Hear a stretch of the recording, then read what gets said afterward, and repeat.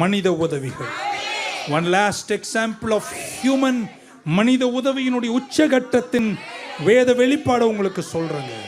கொல்கொதா மலைக்கு சிலுவை சுமந்து கொண்டு அடிகளை ஏற்றுக்கொண்டு என் இயேசு சிலுவைக்கு போகும்போது தடுமாறுகிறார்.